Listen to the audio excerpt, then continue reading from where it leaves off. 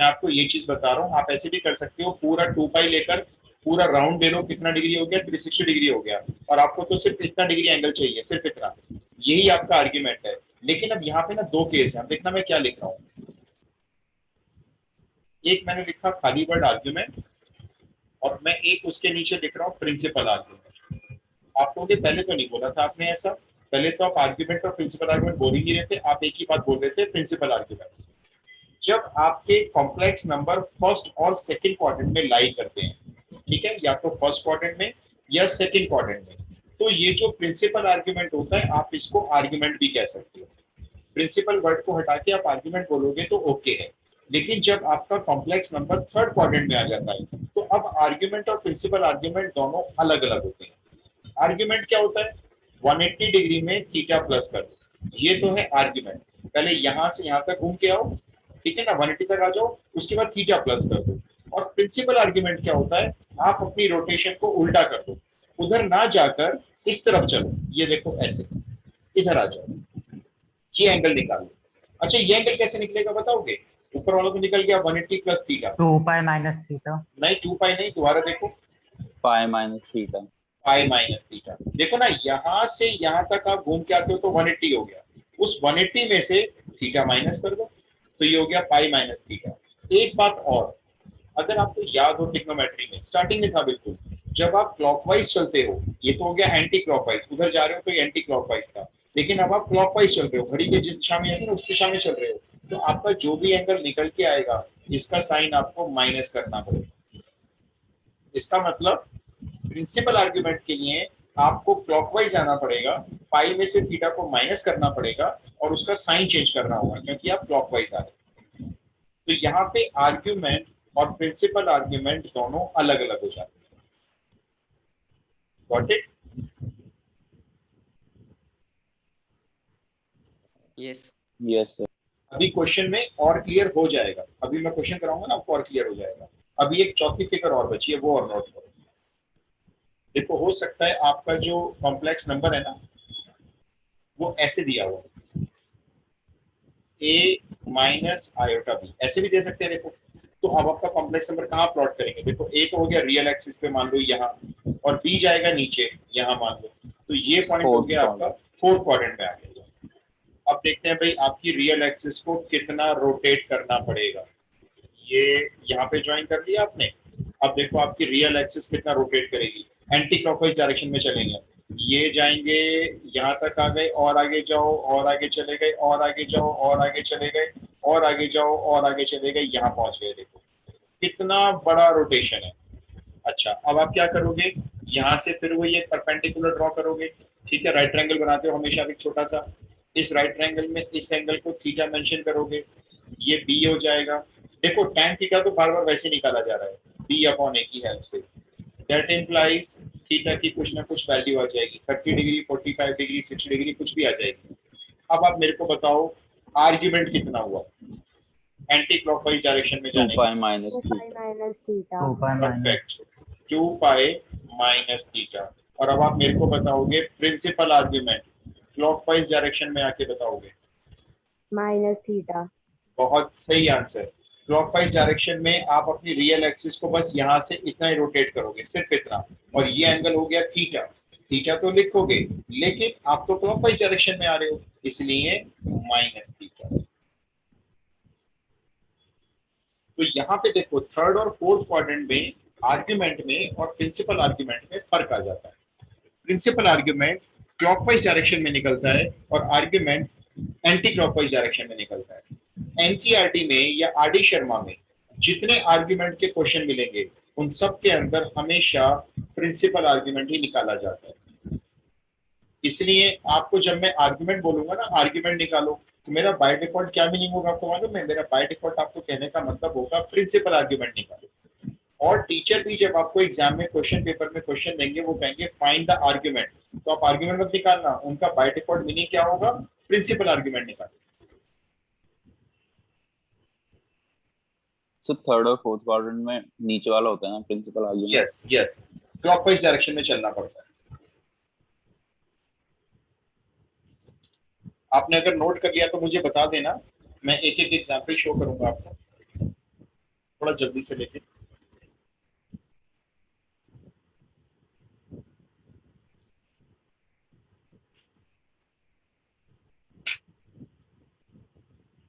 Fourth quadrant में अगर complex number आएगा तो थीटा निकालने के बाद बस उसका साइन चेंज कर देंगे।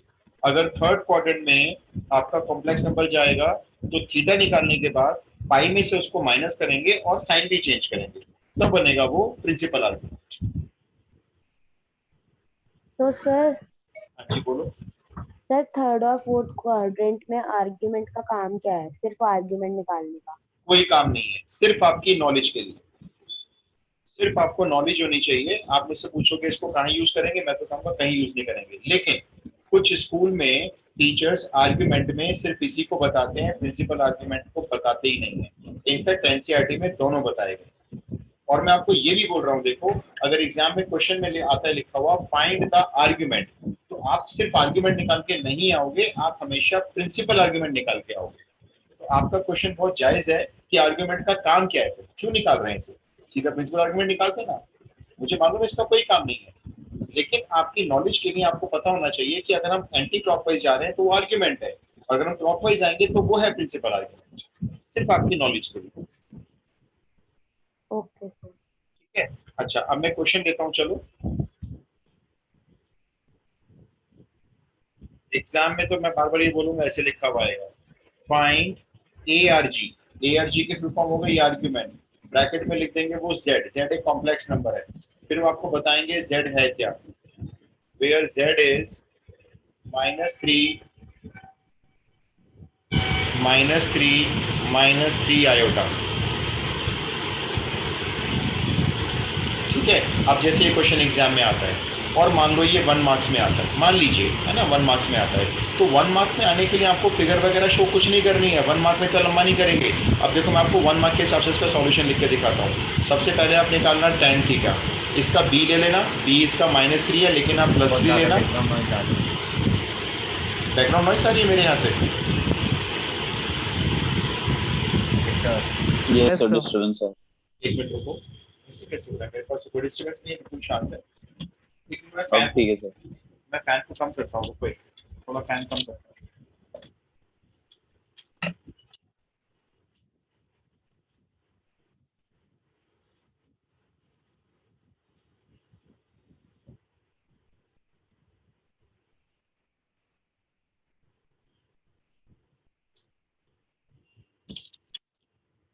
अब चेक करो, ठीक है?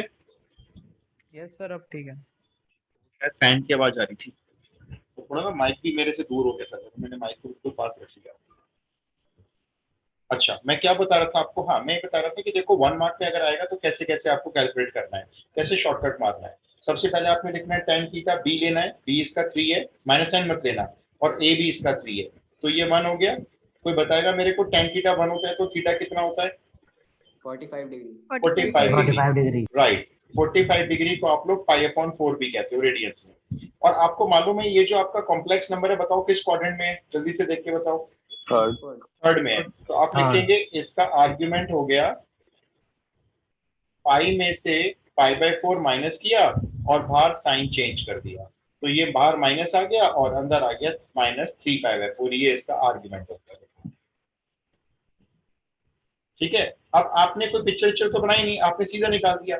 और अगर मान लो टीचर कहता है एक्सप्लेन करो कैसे, सब्जेक्टिव क्वेश्चन देते हैं भाई कैसे आर्ग्यूमेंट निकाला, तो आप एक काम करेंगे, इसकी छोटी सी कैसे फिगर बना के दिखाएंगे। एक रियल एक्सिस बनाएंगे, ऐसे छोटी सी पेन से बनाएंगे, स्केल की कोई जरूरत नहीं है। यहाँ पे आपका पॉइंट प्लॉट करेंगे, ये आपका थर्ड क्वाड्रेंट में -3 फिर आप क्या करेंगे, ओरिजिन से इसको ज्वाइन भी करके दिखाएंगे, पूरा समझाएंगे फिर आप टीचर को, देखो जी ये हमने ज्वाइन कर लिया इधर, ठीक है। फिर यहाँ से परपेंडिकुलर ड्रॉप करेंगे इस जगह, फिर आप इस एंगल को थीटा शो करेंगे, जैसे हम कर रहे थे बिल्कुल वैसे ही करेंगे। फिर ये 3 हो जाएगा और ये भी 3 हो जाएगा, फिर ये लिखेंगे tan थीटा, फिर यहाँ से एक एरो दिखाएंगे कि प्रिंसिपल आर्गुमेंट ये वाला है, यहाँ तक है ये प्रिंसिपल आर्गुमेंट। फिर 180 में से इसको माइनस किया, यानी पाई में से माइनस किया और साइन चेंज कर दिया। आया समझ में बच्चों, बताओ? Yes sir. एक बार समझा दो और। मैं फिर समझाता हूँ। देखो अगर ये क्वेश्चन एक्सप्लेनेशन के साथ मांगा गया आपसे, या 1 मार्क में नहीं है, मान लो सब्जेक्टिव में है, तो आपको क्या क्या दिखाना है। पहले आपने ऐसे छोटा सा आर्गेन प्लेन बनाना है, रियल एक्सिस बनानी है, इमेजरी एक्सिस बनानी है। रियल पार्ट -3 है तो नेगेटिव एक्स एक्सिस पे चले गए, -3 ये हो गया। फिर इमेजरी पार्ट भी -3 है, नीचे चले गए नेगेटिव वाई एक्सिस में, ये भी -3 हो गया। और ओरिजिन से इस पॉइंट को प्लॉट कर लिया, ठीक है, इसको थीटा शो कर दिया। फिर tan थीटा निकाला पहले आपने, tan थीटा होता है परपेंडिकुलर अपॉन बेस, तो 3/3 से 1 आ गया। इससे थीटा की वैल्यू आ गई आपकी π/4। ऑलराइट, फिर आपने क्या किया, रियल एक्सिस को यहां से यहां तक का रोटेशन दिखा दिया। फिर रियल एक्सिस यहां से यहां तक आ रही है घूम के, तो कितना एंगल आएगी भी पता लगाओ। तो 180 में से थीटा की वैल्यू को माइनस किया और क्लॉकवाइज डायरेक्शन में आप आ रहे हो, इसमें आपने बाहर माइनस लगाया, तो आपका एंगल आ गया -3π/4। अब देखो, लिख तो हम रहे हैं आर्ग्यूमेंट, लेकिन कैलकुलेट कर रहे हैं एक्चुअल में हम लोग principal argument. What it? Yes sir. और देखो, आपको शॉर्टकट में याद करना है ना, तो आप ऐसे टेबल बना लो, आपको याद रहेगा। जैसे अगर आपका ए और बी दोनों प्लस है तो ये फर्स्ट क्वाड्रेंट में होता है, इसका मतलब ये फर्स्ट क्वाड्रेंट में होता है। थीटा की वैल्यू निकाल लो, वही आर्ग्यूमेंट है। अगर ए माइनस है, बी प्लस है ना, तो ये सेकंड क्वाड्रेंट में होता है। और अगर ये सेकंड क्वाड्रेंट में होता है तो थीटा की वैल्यू निकाल के पाई में से माइनस कर दो। और अगर दोनों माइनस होते हैं तो इसका मतलब ये थर्ड क्वाड्रेंट में होता है। और अगर ये थर्ड क्वाड्रेंट में होता है तो पाई में से थीटा माइनस तो करो, लेकिन बाहर माइनस लगा दो। और अगर +a, -b होता है तो ये कॉम्प्लेक्स नंबर फोर्थ क्वाड्रेंट में होता है। और फोर्थ क्वाड्रेंट में होता है, थीटा की वैल्यू लिखो, साइन चेंज करो। बट ये हो गए हमारे प्रिंसिपल आर्ग्यूमेंट्स। कोई किसी को डाउट कुछ पूछना है तो पूछो।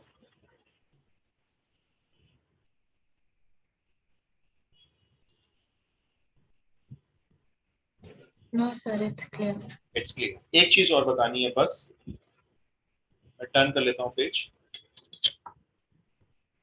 एक लास्ट चीज है बस, ये भी आप कवर कर लो। ये मेरी रियल एक्सिस है, ठीक है, और ये ऊपर ये वाई एक्सिस को हम बोलते हैं इमेजिनरी एक्सिस, कैपिटल आई लिखते हैं, और ये वही ओरिजिन कहलाता है। अब देखो, मैं यहाँ पे ना 4-5 कॉम्प्लेक्स नंबर ले रहा हूँ, एक Z1, एक Z2, एक Z3, एक Z4, ठीक है। ये Z1 है, Z1 है ओनली 3, Z2 है 2 आयोटा, Z3 है -4 और Z4 है -3 आयोटा। 4 कॉम्प्लेक्स नंबर हैं। खास बात क्या है, किसी का इमेजिनरी पार्ट 0 है, किसी का रियल पार्ट 0 है। आप चेक कर लो, जैसे Z1 में इमेजिनरी पार्ट है ही नहीं, आयोटा ही नहीं है। Z2 में रियल पार्ट ही नहीं है, ए वाला पार्ट ही नहीं है, सिर्फ आयोटा वाला पार्ट है, यानी इमेजिनरी पार्ट है बस। Z3 में फिर से इमेजिनरी पार्ट गायब है और Z4 में रियल पार्ट गायब है, राइट। अब ऐसे कॉम्प्लेक्स नंबर के आर्ग्यूमेंट के लिए तो कुछ भी नहीं करना, कुछ भी नहीं करना। ध्यान से देखना, लेकिन जरा मैं कहाँ कहाँ प्लॉट कर रहा हूँ। Z1 मेरा है 3 ओनली, यहाँ पे कहीं होगा, ये 3 डिस्टेंस हो गया, ये Z1 प्लॉट हो गया। Z2 2 आयोटा है, रियल पार्ट है ही नहीं, ये इमेजिनरी एक्सिस पे ऊपर यहाँ पे कहीं होगा, ये 2 डिस्टेंस होगा ये वाला। Z3 -4 है, ये फिर से रियल एक्सिस पे यहाँ कहीं पीछे होगा, नेगेटिव डायरेक्शन में, ये -4 होगा, ये आपका Z3 होगा। और Z4 आपका नीचे वाली इमेजिनरी एक्सिस पे होगा, यहाँ कहीं होगा, इस जगह पे मान लेते हैं Z4, और ये जो डिस्टेंस नीचे आया ये -3 होगा, ठीक है। इस बार आपके चारों कॉम्प्लेक्स नंबर एक्सिस के ऊपर प्लॉट किए गए हैं, किसी क्वाड्रेंट के अंदर नहीं है, देखो ये। तो अब हम इनके आर्गुमेंट लिखना शुरू करते हैं, देखते जाओ जरा आर्गुमेंट। ये बताओ Z1 का आर्गुमेंट क्या है? रियल एक्सिस को रोटेट ही नहीं करना पड़ा, रियल एक्सिस के ऊपर ही आ गया ये, 0। यस, इसका आर्गुमेंट 0 हो गया, ठीक है। अब जरा Z2 देखो, रियल एक्सिस को यहां से यहां तक रोटेट किया, बताओ कितना एंगल? यस, इसका आर्गुमेंट हो गया π/2।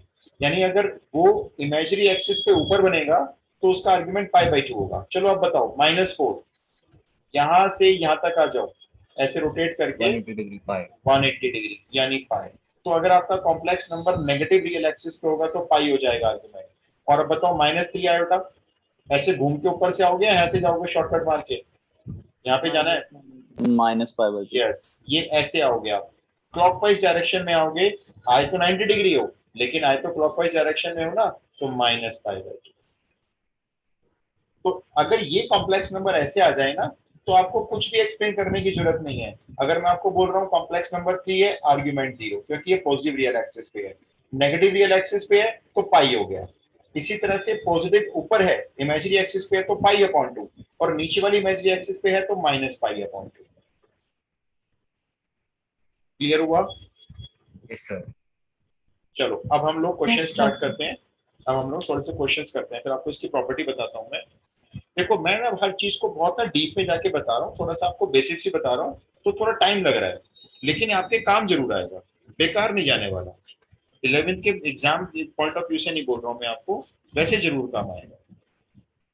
मैं सर आप आपको कैसे पिछले वाला पेज दिखाएंगे एक बार? श्योर ये देखिए। तो ना इसको रटने से अच्छा दिमाग में पिक्चर बनाना है।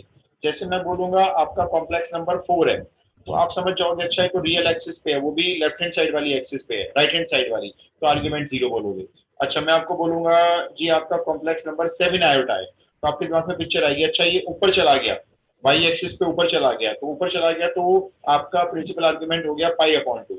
ऐसे दिमाग में पिक्चर बनाओगे, रटोगे नहीं इसको कि अच्छा 2 आयोटा है तो पाई बाई 2, 3 आयोटा है तो पाई बाई 2, रटा हुआ तो भूल जाओगे, बहुत जल्दी भूल जाओगे। समझ के निकालोगे आर्ग्यूमेंट, हमेशा निकाल लोगे, कोई इतना मुश्किल काम नहीं। डन? Yes sir. चलिए अब आपको कुछ आर्ग्यूमेंट्स निकालने हैं। आर्ग्यूमेंट का मतलब मेरा वही है प्रिंसिपल आर्ग्यूमेंट, ठीक है, और आपको कॉम्प्लेक्स नंबर मैं दे रहा हूँ। Find the argument of the following. Number 1, z is equals to 1 plus iota upon 1 minus iota। बताओ सबसे पहले क्या करोगे? इसको प्लॉट तो कर नहीं पाओगे आप। सबसे रैशनलाइज रैशनलाइज rationalize, यस, जिसको आप बोलते हो रैशनलाइज, यहाँ पे ना वर्ड रैशनलाइज वर्ड यूज मत किया करो, कोई सुनेगा तो अच्छा लगेगा। इसको आप बोला करो डिनोमिनेटर के कॉन्जुगेट से मल्टीप्लाई डिवाइड, ऐसे बोला करो। डिनोमिनेटर का कॉन्जुगेट हो गया 1 प्लस आयोटा, तो 1 प्लस आयोटा से ऊपर नीचे मल्टीप्लाई। मेरे को तो कुछ भी बोलो, कोई दिक्कत नहीं है, मेरे को आप बोलो रैशनलाइज में समझ गया कि 1 माइनस आयोटा है तो 1 प्लस आयोटा से ऊपर नीचे मल्टीप्लाई करना है। चलो करो, सॉल्व करके बताओ कितना आ रहा है, पूरा सॉल्व करके बताना।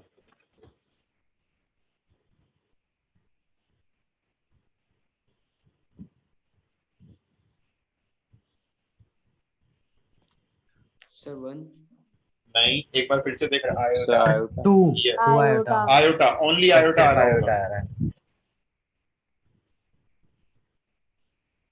सिर्फ आयोटा आ रहा होगा। सॉल्व करके देखो भाई, ऊपर तो 1 प्लस आयोटा 1 प्लस सिर्फ आयोटा आयोटा है। है ना, ये तो बन गया 1 प्लस आयोटा का होल स्क्वायर, ये मैंने होल स्क्वायर खोल दिया, और नीचे बन गया a minus B A plus B, नीचे बन गया 1 square minus iota square. Iota square की वैल्यू रखो -1, ऊपर 1 माइनस 1 प्लस 2 आयोटा, और नीचे रखोगे -1 तो +1 हो जाएगा, 2 आयोटा अपॉन 2 आयोटा आ गया। जल्दी से डिसाइड करके बताओ कौन सी एक्सिस पे चला गया ये, वाई आई मीन इमेजिनरी। तो इसका आर्गुमेंट बोलो जल्दी से। 5/2। 5/2। Bye bye.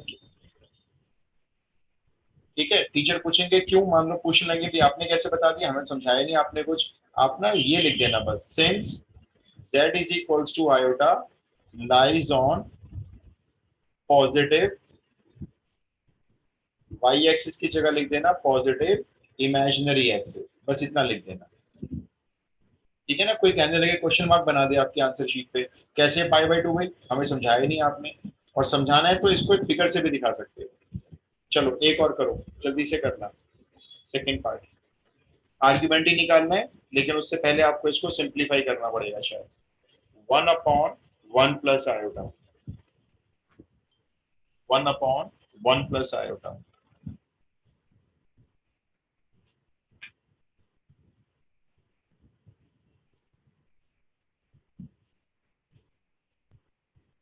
पहले वही रैशनलाइज कर लो, है ना, और उसके बाद सॉल्व करके देखो क्या आ रहा है, उसके बाद निकालेंगे।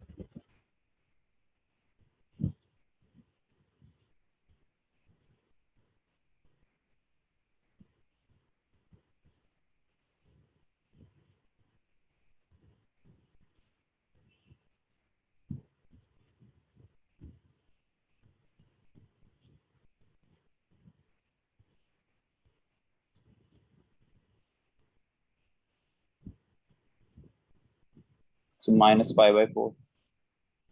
इसको सॉल्व करके क्या है वहाँ पे, जैसे इसको मल्टीप्लाई किया होगा आपने, 1 So minus half iota. minus iota ऊपर by तो 1 2. माइनस आयोटा, नीचे कितना है, नीचे 2 आया है ना, 2. तो इसको एक काम करो ना, ऐसे लिख लो, हाफ अलग कर लो और माइनस हाफ आयोटा अलग कर लो, ऐसे लिख लो इसको। अभी बताओ ये कौन से क्वाड्रेंट में लाई कर रहा है, 4th. फोर्थ। इसका tan थीटा निकालेंगे, देखो हम फिगर शो नहीं कर रहे हैं, ठीक है। tan थीटा होगा b अपॉन ए, b इसका हाफ है, a भी इसका हाफ है, कैंसिल करके 1 आ गया, थीटा की वैल्यू हो गई pi upon 4, since z lies in fourth quadrant. अब आपने टीचर को बताया, देखो जी ये तो फोर्थ क्वाड्रेंट में लाई करेगा, देयरफॉर इस कॉम्प्लेक्स नंबर का जो आर्ग्यूमेंट होगा वो होगा तो थीटा, लेकिन साइन चेंज होगा। तो -π/4 एकदम करेक्ट आंसर। और इन केस एमसीक्यू क्वेश्चन नहीं है तो फिर तो आप अच्छे से बताओगे टीचर को करके इसको, तो आप ऐसे इसके फिगर भी बनाए ना, फिर तो इसको ना यहाँ प्लॉट करके दिखा देना, यहाँ पे होगा कहीं आपका पॉइंट ये हाफ कॉमा माइनस हाफ, फिर इसको ऐसे ओरिजिन से ना ज्वाइन भी कर देना ये, और फिर यहाँ से एक परपेंडिकुलर ड्रॉ कर देना, ठीक है। जो आपने थीटा निकाला है वो भी मेंशन कर देना फिगर में, वो ये वाला थीटा निकाला है आपने, बस। Got it? Yes sir. Yes, sir. ये लो, एक और फिर टाइप चेंज कर दूंगा, एक और कर लो। इस बार कॉम्प्लेक्स नंबर है 2 + 6√3 आयोटा अपॉन 5 + √3 आयोटा। पहले इसको भी वही रैशनलाइज वगैरह करके सिंप्लीफाई करता हूँ।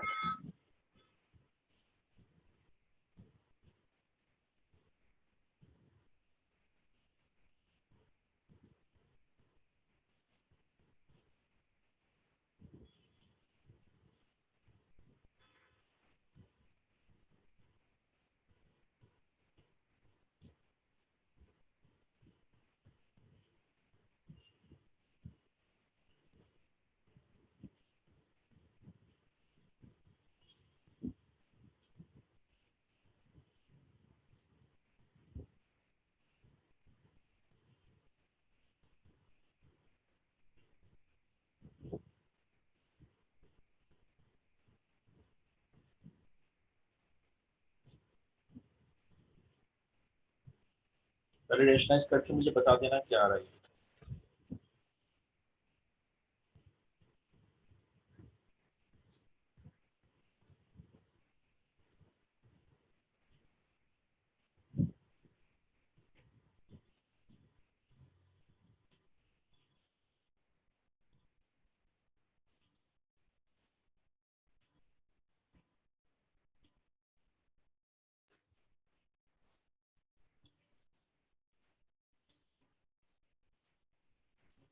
मैं बताऊं? हाँ बिल्कुल बताओ।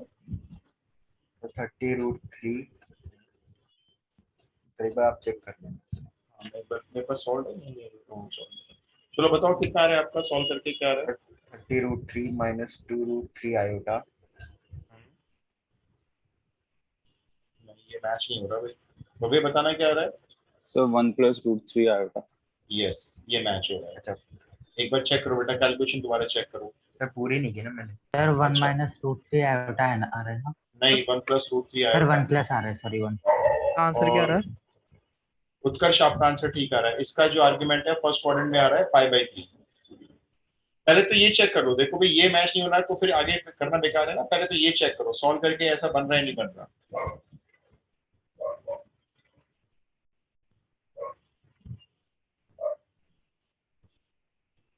मैं मल्टीप्लाई कर रहा हूँ वही जिसको आप बोलते हो रेशनलाइज करना है, मैं देखो वैसे ही आपको करके दिखाता हूँ, बड़ा सिंपल है। देखो ये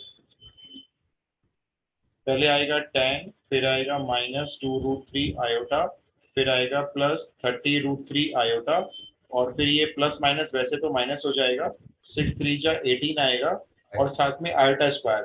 तो एक काम किया करो, आयोटा स्क्वायर की वैल्यू -1 होती है ना, इसको +18 कर लो, साथ साथ कर लिया करो। ऐसे नीचे आएगा a² - b², b² में √3 का स्क्वायर तो 3 आएगा और साथ में आयोटा स्क्वायर आएगा, इसलिए मैंने इसको प्लस कर लिया है ना। तो 10 और 18 प्लस हो गए 28 और 30√3 आयोटा में से 2√3 आयोटा गए तो ये रह गए 28√3 आयोटा और नीचे भी 28 है तो 28 कॉमन लेके 28 कैंसिल कर दिया ये आ गया देखो कितनी आसानी से। और अब ये लाई करेगा फर्स्ट क्वाड्रेंट में, इसका पहले tan थीटा निकाल लो। बताएं इसमें b क्या लोगे? √3 और a 1 हो गया ना तो √3 हो गया बस। और tan थीटा में ये वैल्यू होती है 60 डिग्री पे 60π/3 और इसको तो कुछ नहीं करना, ना पाई में माइनस ना पाई में प्लस, कुछ नहीं करना। यही आपका प्रिंसिपल आर्ग्यूमेंट होता है। फर्स्ट क्वाड्रेंट में जो थीटा निकलेगा वही प्रिंसिपल आर्ग्यूमेंट, तो आप लिख दोगे इसका आर्ग्यूमेंट हो गया π/3। बताइए अभी क्लियर हुआ?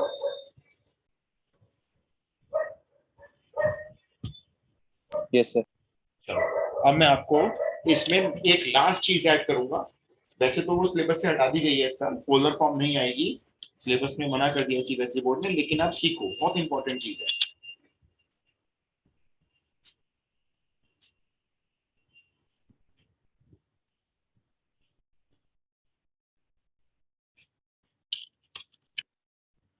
तो एक लास्ट टॉपिक और बचा है हमारा, पोलर फॉर्म। पोलर फॉर्म फटाफट सीख जाओगे क्योंकि काफी हद तक आर्ग्यूमेंट यूज होगा उसमें।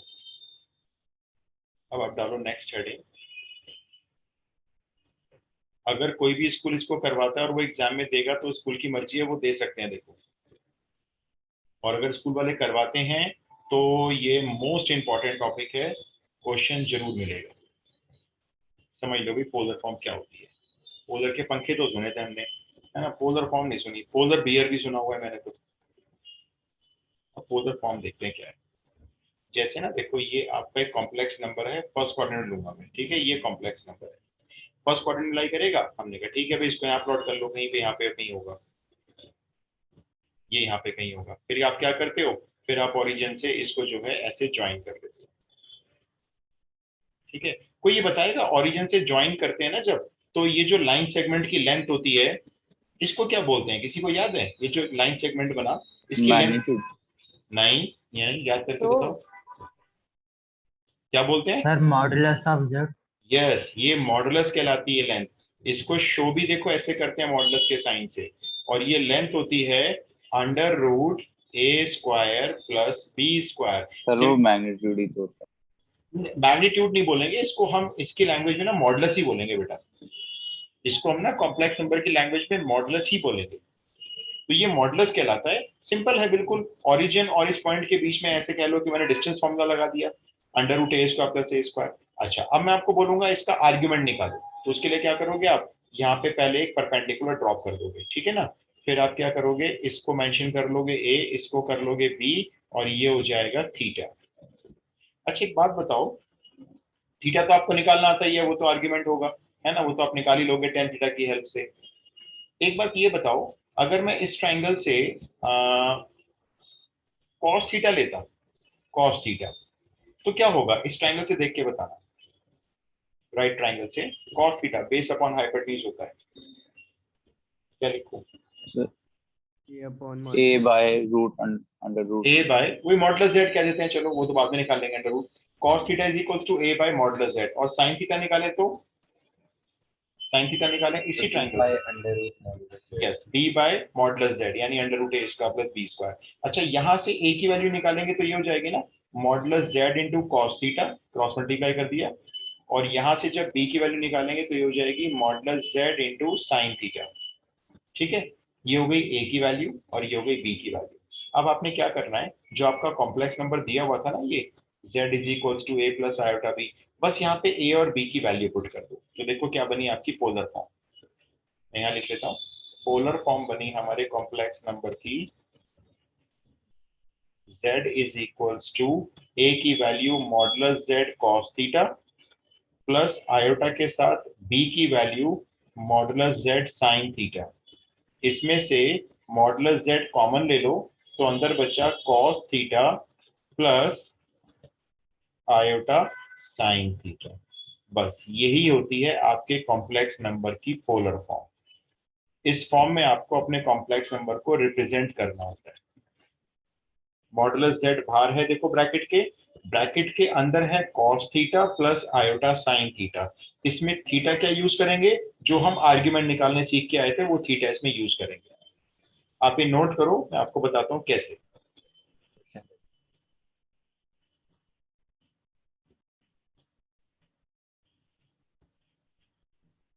तो पोलर फॉर्म आपको याद रखनी है, मॉडुलस z आएगा बाहर ब्रैकेट के, और ब्रैकेट के अंदर होता है cos theta plus iota sin theta. Sir आप इसके ऊपर ना क्वेश्चन अभी करवाऊंगा, एक नहीं कम से कम 4-5, एक मैं कराऊंगा, 2-3 आपसे भी करवाऊंगा अभी। आप बस नोट कर लो इसको और मुझे बता देना नोट हो जाए तो। यस ठीक है, चलो सबका नोट हो गया। Yes. सर। सर चलो अब मैं आपको क्वेश्चन देता हूँ, देखो एनसीईआरटी का मिसलेनियस का है। क्वेश्चन लिखो, find the polar form of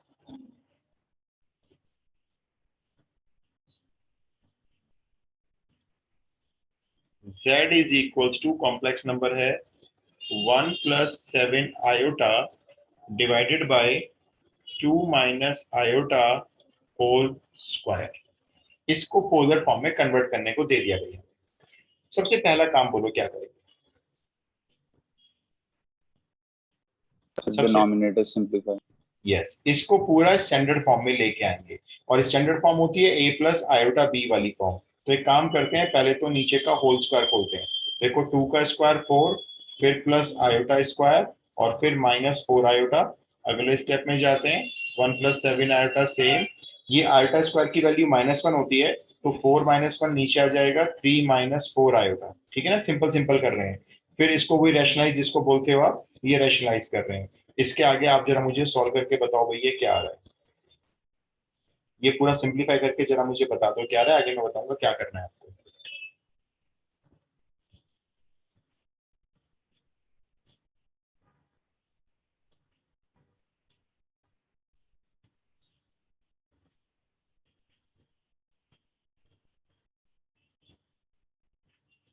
sir -1 + iota. 100% okay answer, बहुत बढ़िया, बहुत फास्ट किया आपने और बिल्कुल सही बताया। सब लोग चेक कर लो भी, -1 + आयोटा ही आना चाहिए, सबका सेम आना चाहिए। बड़ा आसान है, अब कई बार कर चुके हम ये वाला काम, गलत मत करना। देखो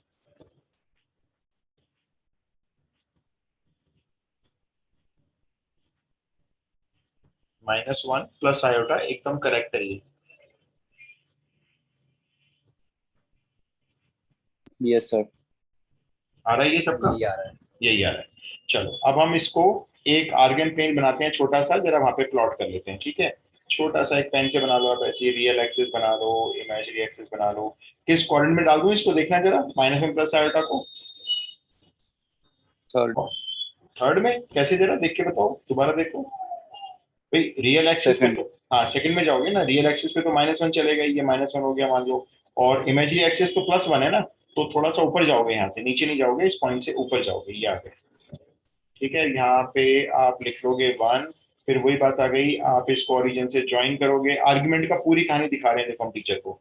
इसको हम ये ज्वाइन करेंगे ऐसे, और उसके बाद हम इस फिगर में यहाँ पे इसको थीटा शो करेंगे, और हम निकालेंगे पहले tan थीटा। tan थीटा हो जाएगा 1/1। इसका मतलब थीटा की वैल्यू वही π/4 हो गई। लेकिन ध्यान रखो ये आर्ग्यूमेंट नहीं है, जरा कोई बताएगा मुझे आर्ग्यूमेंट क्या है।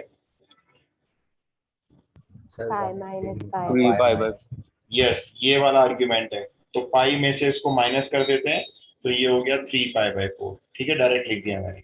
अब एक काम और करना है, अब आपको इस पॉइंट को प्लॉट करना है यहाँ पे, -1, 1। अब मुझे ये मॉडुलस और बता दो कितना आएगा, modulus of z, under root बोलो, √2। √2 है ना, वही a² + b² कर लो तो 1² + 1² √2 इसका मॉडुलस हो गया। देखो दो चीजें निकालनी होंगी आपको, एक तो आर्ग्यूमेंट निकाल दिया, मॉडुलस निकाल दिया, दोनों चीजें निकाल दी। अब नीचे आंसर लिखो, क्या लिखोगे, polar form is equals to, सबसे पहले मॉडुलस आएगा √2, फिर ब्रैकेट, फिर cos थीटा, थीटा का मतलब वही आर्ग्यूमेंट से है, तो cos 3π/4, फिर प्लस आयोटा उसके साथ साइन, और साइन में भी सेम आर्ग्यूमेंट 3π/4। ये आंसर हो गया। सर थीटा की जगह आर्ग्यूमेंट ही लिखना है सर। हमेशा आर्ग्यूमेंट लिखना है। देखो मैंने यहाँ ना, देखो पीछे लिखा हुआ है, यहाँ जो आर्ग्यूमेंट है वो थीटा है, तो यहाँ पर जो आप कॉस थीटा और अल्ट्रा साइन थीटा देख रहे हो, तो उसमें आर्ग्यूमेंट की वैल्यू पुट करनी है आपको हमेशा। Yes, sir. ठीक है, अब देखो आप कहोगे पोलर फॉर्म बनवाई क्यों है, इसका क्या करोगे, क्यों बनवा रहे हैं खामखा में, बस कॉस और साइन में लिखवा रहे हैं। एनसीईआरटी बताती नहीं है कि पोलर फॉर्म में क्यों बनवाया क्वेश्चन। भैया पोलर फॉर्म में बनवा रहे हो बच्चे से क्वेश्चन, बच्चा बना भी रहा है, ठीक है, उसको यूज तो बताओ, ये यूज बताते नहीं है। मैं आपको यूज बताऊंगा और करवाऊंगा भी, पहले आप ये नोट कर लो। मैं एक्चुअली थोड़ा सा ना आपको आगे आगे वाले लेवल पे ले जाऊंगा। एक्चुअली जब पोलर फॉर्म कर देते हैं ना, तो पोलर फॉर्म के बाद इसको कन्वर्ट करने में हेल्प मिलती है हमको यूलर्स फॉर्म में। अब यूलर फॉर्म में क्यों कर रहे हैं भाई, एक क्वेश्चन का आंसर मिला, चलो पोलर फॉर्म को इसलिए बना रहे हैं क्योंकि यूलर फॉर्म सीखनी है।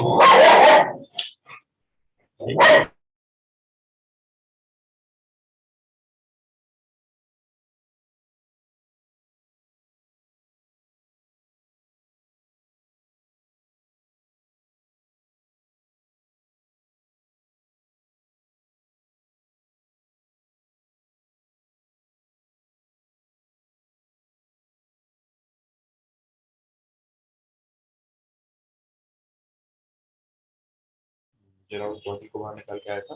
तो पोलर फॉर्म को हम कन्वर्ट करते हैं यूलर फॉर्म में, और यूलर फॉर्म से जो कंपटीशन लेवल के क्वेश्चंस हैं, अभी तो आपको पता नहीं है खैर वो कौन से हैं, वो बहुत जल्दी सॉल्व हो जाते हैं यूलर फॉर्म से।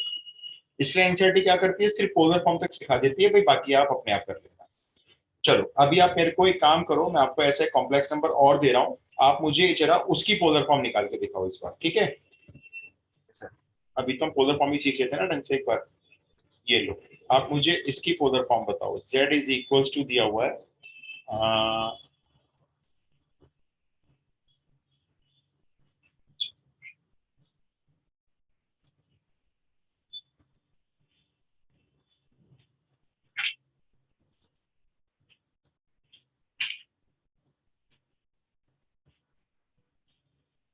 -16 अपॉन 1 प्लस आयोटा रूट 3।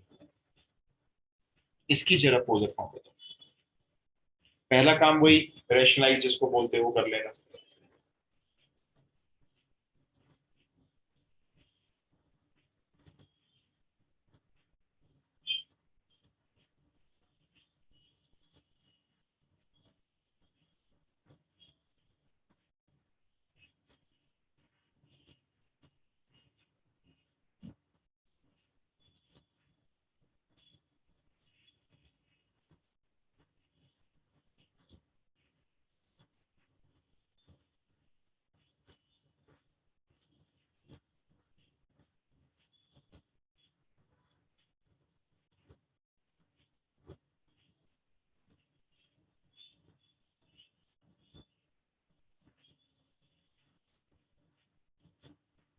पहले इसको रैशनलाइज करके बता देना भी क्या आ रहा है।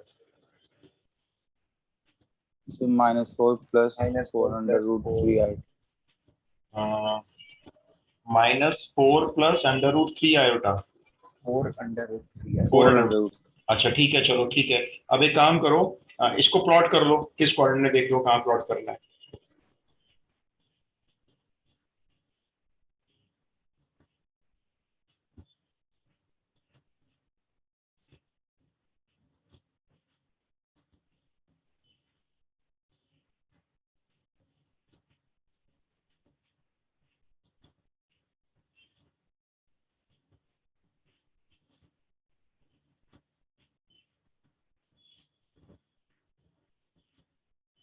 अब इसका आर्ग्यूमेंट निकाल के चेक कराना जरा मुझे।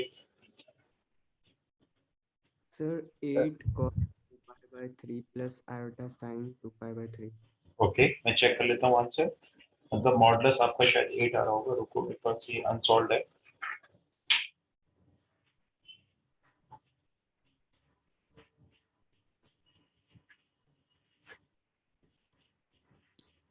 Sir, जी बोलो।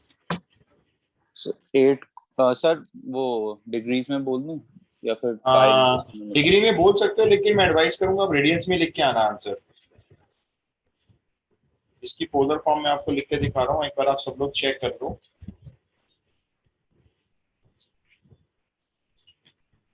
ये एनसीईआरटी का है वैसे तो, ठीक आ रही है आपकी पोलर फॉर्म, ये आ रही है देखो 8 bracket cos 2 pi by 3 plus iota sign 2 pi by.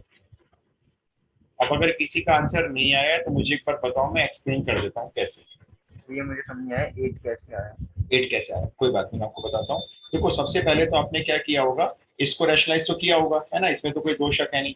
इसमें आपने इसको 1 माइनस आयोटा रूट 3 से ऊपर नीचे मल्टीप्लाई किया होगा, ठीक है। अब ऊपर का सॉल्व करते हैं, तो ऊपर आया होगा -16 प्लस 16 आयोटा रूट 3, और नीचे आपका आया होगा a plus B A minus B A square minus B square, जिसको आप यहाँ पे माइनस इनपुट करोगे तो ये 4 हो जाएगा। फिर इसका आएगा -4 plus 4 under root 3 iota. Yes, इसको सॉल्व करके आ गया -4 प्लस 4 आयोटा अंडर रूट 3 या 4 अंडर रूट 3 आयोटा। अब देखो अगर आपको इसका मॉडुलस निकालना है, ऐसे शो करेंगे, तो अंडर रूट के अंदर क्या करो, a का स्क्वायर कर दो, b का स्क्वायर कर दो। समझ आ गया, मैंने रूट 3 नहीं लिया था। रूट 3 भी लेना है, बस आयोटा मत ले लेना। मॉडुलस निकालते वक्त कभी भी आयोटा मत लेना, सिर्फ a square plus b square, इसको सिंप्लीफाई करो। मैंने सिर्फ 4 ले लिया था। अच्छा, रूट 3 भी आएगा ना, आयोटा को छोड़ के पूरा आएगा, बस ये अंडर रूट 64 आएगा और ये 8 हो जाएगा। तो ये मॉडुलस आ गया देखो बाहर, और आर्गुमेंट आप कैलकुलेट कर लो, वो 2 पाई बाई 3 आएगा, वो यहाँ रख देना बस।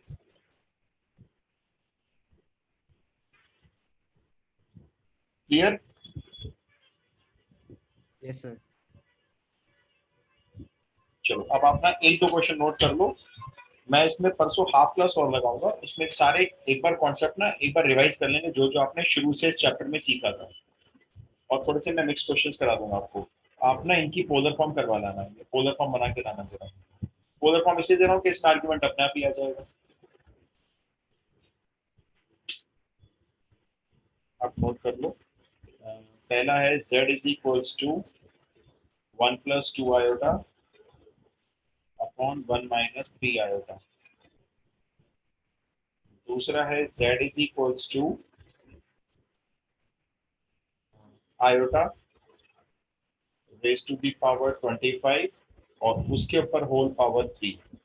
तो पहले इसमें आयोटा की पावर को सॉल्व करना पड़ेगा, जो आपने याद करो शुरू में सॉल्व की थी पावर, पहले सॉल्व करके इसको ले आना स्टैंडर्ड फॉर्म में, और फिर इसका पोलर फॉर्म निकाल देना। एक और लिख लो बस, z is equals to 1 minus iota upon 1 plus iota, बस ये 3 कर लो।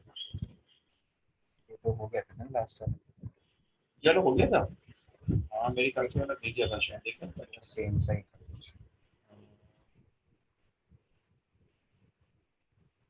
हाँ बस उल्टा हो गया, ये 1 plus iota upon 1 minus iota, हमने इसमें बस वो निकाली थी आर्ग्यूमेंट।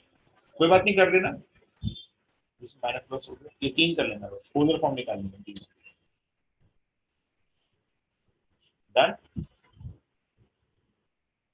Yes sir. चलिए तो इसको परसों और करेंगे, थोड़ा सा रिवाइज करेंगे, थोड़ा सा पिछला सारा, फिर चैप्टर नया करेंगे। Alright? Okay yes sir. Okay चलिए।